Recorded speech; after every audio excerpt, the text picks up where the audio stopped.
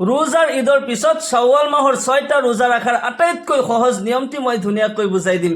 এই ৰোজা ৰাখিলে আমাৰ কি লাভ হয় আমি 1 নম্বৰত আলোচনা কৰিম। শাওৱাল মাহৰ 6 ৰোজা ৰাখিলে আমাৰ কি লাভ হ'ব। দ্বিতীয় নম্বৰত আলোচনা কৰিম এই ৰোজা কেইটা একেলগে ৰাখিব লাগিব নে ভাঙি ভাঙি ৰাখিলেও হ'ব।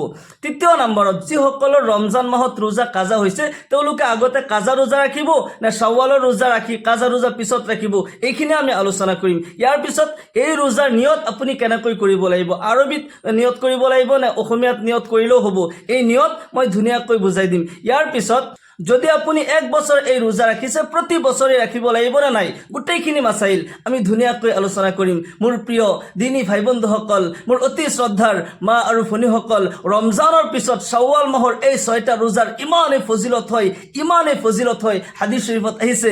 আল্লাহৰ ৰাসূল জনাবে মুহাম্মদুৰ ৰাসূলুল্লাহ সাল্লাল্লাহু আলাইহি ওয়াসাল্লাম ইরশাদ করে, মান সামা রমাদানা সুম্মা আতবাহু সিত্তাম মিন শাওয়াল ফাকান্নামা সামা আদ-দাহর।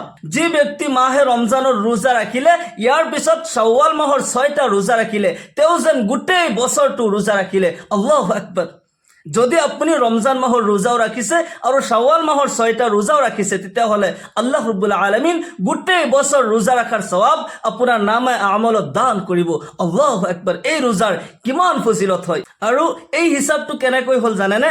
ৰমজান মাহৰ প্ৰতি ৰোজাৰ কাৰণে আল্লাহ তাআলাই 10টা ৰোজা ৰাখাৰ সওয়াব দান কৰে। সুবহানাল্লাহ। আমি যেতিয়া ৰমজান মাহত 30টা ৰোজা ৰাখিছো, 30টা ৰোজাৰ কাৰণে আল্লাহ তাআলাই 300 ৰোজা ৰাখাৰ সওয়াব আমাৰ নামে আমলত দান কৰিব। প্ৰতি এক ৰোজা 10 ৰোজাৰ বৰাবৰ হয়। ঠিক তেনেদৰে শাওৱাল মাহত যদি আমি 6টা ৰোজা ৰাখো, এটা ৰোজাৰ বদলা হৈছে 10 ৰোজাৰ সওয়াব। তেনেকৈ আমি যদি এই মাহত 6টা ৰোজা ৰাখো 60টা ৰোজা ৰাখাৰ সওয়াব আল্লাহ তাআলাই দান কৰিব।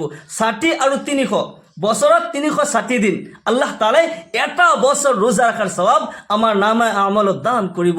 আল্লাহু আকবাৰ। এনেকুৱা হ'ব যে আপুনি গোটেই বছৰটো ৰোজা ৰাখি আছে। যদি আপুনি প্ৰতি বছৰ এই ৰোজা ৰাখি থাকে আল্লাহ তাআলাই গোটেই জীৱন ৰোজা ৰাখাৰ সওয়াব আপোনাৰ নামে আমলত দান কৰিব। আল্লাহু আকবাৰ। আল্লাহৰ ৰাসূল সাল্লাল্লাহু আলাইহি ওয়াসাল্লামে সেইকাৰণে ইৰশাদ কৰে, মান সামা রমাদানা সুম্মা আতবাহু সিত্তাম মিন শাওয়াল ফাকান্নামা সামা আদ-দাহর। আল্লাহু আকবার। যে ব্যক্তি রমজান মাহৰ ৰোজাও ৰাখিলে আৰু শাওৱাল মাহৰ 6টা ৰোজাও ৰাখিলে তেওঁ গোটেই বছৰ যেন ৰোজা ৰাখিলে। আল্লাহু আকবাৰ। সেইকাৰণে আমি এই ৰোজা ৰাখাৰ ইহতিমাম কৰিব লাগে। এতিয়া কথা হৈছে এই ৰোজাখিনি একেলগে ৰাখিব লাগিব নে ভাঙি ভাঙি ৰাখিলেও হ'ব। এই ৰোজাসমূহ আপুনি একেলগেও ৰাখিব পাৰে। 1 নম্বৰ কথা হৈছে আপুনি যেহেতুকে ৰমজান মাহত আপোনাৰ ট্ৰেইনিং হৈছে, ৰমজান মাহত এটা মাহ আপুনি ৰোজা ৰাখিছে, 30 দিনৰ এটা ট্ৰেইনিং আপোনাৰ আছে। যদি আপুনি ভাবে যে মই একেলগে এইখিনি ৰোজা ৰাখো, একেলগে আপুনি ৰাখিব পাৰে। আৰু যদি ভাবে যে মই ভাঙি ভাঙি ৰাখো, আপুনি ভাঙি ভাঙিও এই ৰোজা ৰাখিব পাৰে। আপুনি 2-4 দিন পিছে পিছে যদি ৰোজা ৰাখে এনেকৈও আপুনি ৰাখিব পাৰে। আৰু এটা সহজ নিয়ম মই কৈ দিওঁ, আপুনি ডাবল সওয়াব পাব। এই ৰোজাটো আপুনি ৰাখিব, আপুনি কিন্তু ডাবল সওয়াব পাব এই নিয়মত যদি আপুনি ৰাখে। আপুনি যদি প্ৰতি সপ্তাহত সোমবাৰ আৰু বৃহস্পতিবাৰ কৰি আপুনি এনেকৈ সপ্তাহত দুটাকৈ আপুনি ৰোজা ৰাখে, আপোনাৰ সোমবাৰৰ দিনৰ নবী সাল্লাল্লাহু আলাইহি ওয়াসাল্লামে যি ৰোজা ৰাখিছিল আৰু বৃহস্পতিবাৰ দিনৰ নবী সাল্লাল্লাহু আলাইহি ওয়াসাল্লামে ৰোজা ৰাখিছিল, আপুনি সেই ৰোজাৰো সওয়াব পাব আৰু শাওৱাল মাহৰ ৰোজাৰো সওয়াব পাব। আল্লাহৰ নবী সাল্লাল্লাহু আলাইহি ওয়াসাল্লামক সাহাবাসকলে প্ৰশ্ন কৰিছিল, ইয়া ৰাসূলুল্লাহ আপুনি প্ৰতি সোমবাৰে কিয় ৰোজা ৰাখে? আল্লাহৰ নবী জনাবে মুহাম্মদুৰ ৰাসূলুল্লাহ সাল্লাল্লাহু আলাইহি ওয়াসাল্লাম ইৰশাদ কৰে, সোমবাৰ দিন আল্লাহ ৰাব্বুল আলামিন মোক এই পৃথিৱীত পঠাইছে, মোৰ জন্মদিন হয়, সেই কাৰণে মই প্ৰতি সোমবাৰে ৰোজা ৰাখো। আল্লাহু আকবাৰ। আৰু প্ৰতি বৃহস্পতিবাৰে আল্লাহৰ নবী সাল্লাল্লাহু আলাইহি ওয়াসাল্লামে ৰোজা কিয় ৰাখে? নবী সাল্লাল্লাহু আলাইহি ওয়াসাল্লামক যেতিয়া প্ৰশ্ন কৰা হৈছিল, আল্লাহৰ নবী সাল্লাল্লাহু আলাইহি ওয়াসাল্লামে উত্তৰত কয় যে প্ৰতি সপ্তাহত বান্দাৰ নামে আমল আল্লাহ তাআলাৰ আগত পেশ কৰা হয় আৰু মই পছন্দ কৰোঁ এই কথা যেতিয়া নেকি মোৰ নামে আমল আল্লাহৰ আগত পেশ কৰা হ'ব, যাতে মই সেই অৱস্থাত ৰোজা ৰাখি আছো, ৰোজা অৱস্থাত যাতে মোৰ নামে আমল আল্লাহ তাআলাই চাই থাকে। সুবহানাল্লাহ। কিমান ডাঙৰ সওয়াব হয়। সেইকাৰণে যদি আপুনি সোমবাৰ আৰু বৃহস্পতিবাৰ টাৰ্গেট কৰি আপুনি প্ৰতি সপ্তাহত দুটাকৈ ৰোজা ৰাখে তেতিয়াহ'লে আপুনি শাওৱাল মাহৰ ৰোজা ৰাখাৰতো সওয়াব পাবই, ইয়াৰ লগতে ডাবল সওয়াব হ'ব সোমবাৰ দিনৰ ৰোজা আৰু ডাবল সওয়াব হ'ব বৃহস্পতিবাৰ দিনৰ ৰোজা।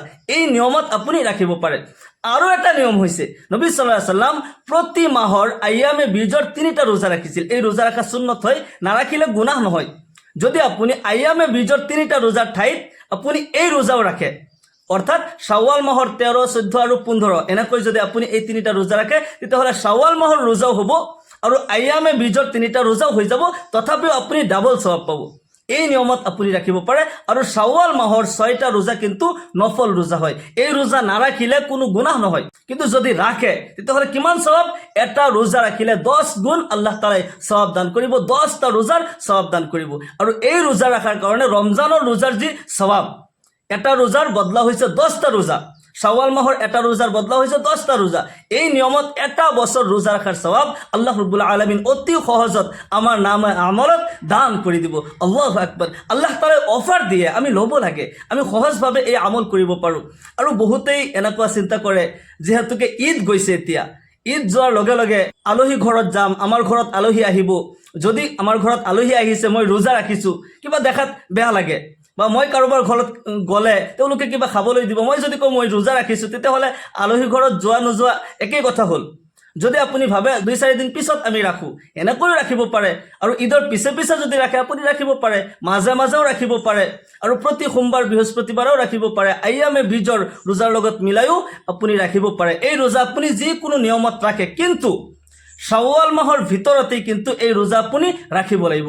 শাওৱাল মাহ পাৰ হ'লে শাওৱালৰ ৰোজাৰ আপুনি সওয়াব নাপায়, তেতিয়াহ'লে অন্য ৰোজাৰ, নফল ৰোজাৰ সওয়াব পাব।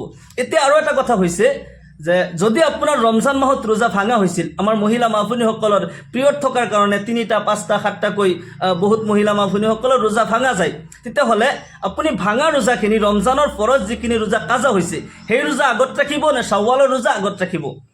যদি ইয়াতে আপুনি এটা নিয়ম কৰিব পাৰে, যদি আপোনাৰ ৰমজান মাহৰ ভাঙা ৰোজা কম আছে, 3টা আছে বা 5টা আছে, কম ৰোজা আছে, তেতিয়াহ'লে আপুনি প্ৰথমতে ৰমজানৰ ভাঙা ৰোজাখিনি আগত ৰাখিব। ইয়াৰ পিছত আপুনি শাওৱাল মাহৰ ৰোজা আপুনি ৰাখিব। আৰু যদি ভাবে যে ৰমজান মাহৰ ৰোজা বহুতকেইটা ভাঙিছে, আৰু যদি এইখিনি ৰাখি থাকোঁ, শাওৱালৰ ৰোজা ৰাখা কষ্ট হ'ব। আৰু শাওৱালৰ ৰোজাটো শাওৱাল মাহতে ৰাখিব লাগিব, কিন্তু ৰমজানৰ যিকেইটা ৰোজা কাজা হৈছে, ভালকৈ বুজিব, ৰমজান মাহৰ যিকেইটা ৰোজা কাজা হৈছে, সেই ৰোজাখিনি আপুনি শাওৱাল মাহতো ৰাখিব পাৰিব, তাৰ পিছৰ মাহতো ৰাখিব পাৰিব, তাৰ পিছৰ মাহতো আপুনি ৰাখিব পাৰে। কিন্তু শাওৱাল মাহৰ এই নফল ৰোজাখিনি শাওৱাল মাহ পাৰ হ'লে পিছত ৰাখিব নোৱাৰে। যদি আপুনি ভাবে যে এতিয়া শাওৱাল মাহৰ ফজিলত হয়, শাওৱাল মাহৰ নফল ৰোজা ৰাখোঁ, তাৰপিছত ৰমজানৰ যিকেইটা ৰোজা ভাঙিছে আৰু এইকেইটা কাজা ৰোজা মই পিছত উঠাম, এনেকৈও আপুনি কৰিব পাৰে, কোনো প্ৰব্লেম নাই। কিন্তু আমি গুৰুত্ব ৰাখিব লাগিব যে ৰমজানৰ ৰোজা কিন্তু ফৰজ আছিল, আৰু এই ৰোজা কাজা হৈছে, অলৰেডি ৰাখিবই লাগিব, বাধ্যতামূলক। আৰু এই শাওৱাল মাহৰ ৰোজা নাৰাখিলে গুনাহ নহয়। সেই হিচাপত যদি আপুনি ভাবে, তেতিয়াহ'লে প্ৰথমতে ৰমজানৰ ৰোজাখিনি আপুনি উঠাব। আৰু শাওৱালৰ ৰোজা যদি আপুনি সুযোগ পায়, এই ৰোজাৰ বহুত ফজিলত আছে, আপুনি মাহৰ লাষ্টৰ ফালে হ'লেও আপুনি ৰাখিব পাৰে। যদি আপুনি 15 তাৰিখৰ আগে আগে যদি ৰমজানৰ ৰোজাখিনি আপুনি একেলগে হওক বা আপুনি ভাঙি ভাঙি হওক, ৰমজানৰ কাজা যিকেইটা ৰোজা আছে 3টা 5টা, আপুনি 15 তাৰিখৰ আগত এইখিনি ৰোজা আপুনি উঠাই ল'লে, পিছৰ 15 দিন যদি আপুনি এই শাওৱাল মাহৰ 6টা ৰোজা ৰাখে, তেনেকৈ আপুনি ৰাখিব পাৰে, কোনো প্ৰব্লেম নাই। মোৰ প্ৰিয় দিনী ভাই বন্ধুসকল, শাওৱাল মাহৰ এই ৰোজা আপুনি নিয়ত কেনেকৈ কৰিব? এই ৰোজাৰ কাৰণে চেহেৰি খাব লাগিব নে নাই? এই ৰোজাৰ কাৰণে আপুনি চেহেৰি খাব, আৰু চেহেৰি খোৱাটো সুন্নত হয়। যদি চেহেৰি নোখোৱাকৈ আপুনি ৰোজা ৰাখে, আপোনাৰ কষ্ট হ'ব, আপুনি চেহেৰি খাব। যদি নোৱাৰে, কেতিয়াবা সাৰ নাপায় আৰু নিয়ত কৰি লয়, তেনেকৈ আপোনাৰ ৰমজানৰ ৰোজাও হ'ব, বা ৰমজানৰ বাহিৰৰ যিবোৰ নফল ৰোজা আছে, চেহেৰি নাখালেও ৰোজা হৈ যায়। কিন্তু চেহেৰি খোৱাটো সুন্নত হয়, আৰু ইয়াতে বৰকত আছে। আপুনি চেহেৰি খাই এই ৰোজাৰ নিয়ত কৰিব, নফল ৰোজাৰ নিয়ত, মই অহাকালি দিনৰ নফল ৰোজা ৰাখিছোঁ অথবা নফল ৰোজাৰ নিয়ত কৰিছোঁ, এনেকৈ নিয়ত কৰিলে হ'ল। নিয়ত মানে হৈছে আল কাজদু ওয়াল ইৰাদাতু, ইচ্ছা কৰা, সংকল্প কৰা। আপুনি নিয়তটো উচ্চাৰণ কৰি নকলেও হ'ব, আৰবী অসমীয়াত উচ্চাৰণ নকৰিলেও কোনো প্ৰব্লেম নাই। আপুনি চেহেৰি খাইছে কি কাৰণত? আপুনি ৰোজা ৰাখিব মনত আছে, মনৰ ভাৱটোৱে হৈছে আচল নিয়ত। নিয়ত উচ্চাৰণ নকৰিলেও কোনো প্ৰব্লেম নাই। এই ৰোজা আমি সকলোৱে ৰাখাৰ ইহতিমাম কৰিব লাগে।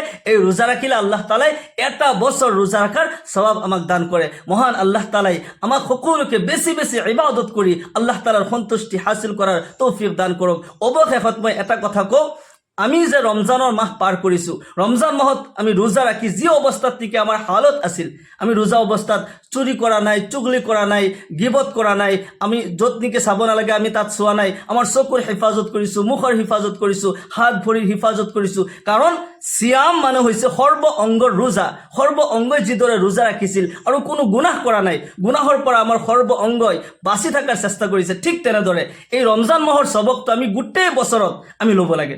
গোটেই বছৰটো যাতে ৰমজানৰ দৰে আমাৰ যায়, আমাৰ কোনো অঙ্গৰ দ্বাৰা যাতে কোনো গুনাহ নহয়, মোৰ চকুৰ দ্বাৰা যাতে কোনো গুনাহ নহয়, কাণৰ দ্বাৰা কোনো গুনাহ নহয়, হাতৰ দ্বাৰা কোনো গুনাহ নহয়, মোৰ জুবানৰ দ্বাৰা কোনো গুনাহ নহয়। আমি গোটেই বছৰটো যদি এই অৱস্থাত থাকিব পাৰোঁ, আল্লাহ ৰাব্বুল আলামিন আমাক নিশ্চয় ইহকাল পৰকালৰ সকলো কল্যাণ দান কৰিব। মহান আল্লাহ তাআলাই আমাক সকলোকে দিনৰ সহি সমজ দান কৰক। সকলোকে আল্লাহুম্মা আমিন। ওয়া আখিৰু দাওয়ানা আলহামদুলিল্লাহি ৰাব্বিল আলামিন। আসসালামু আলাইকুম ওয়া ৰাহমাতুল্লাহি ওয়া বাৰাকাতুহু।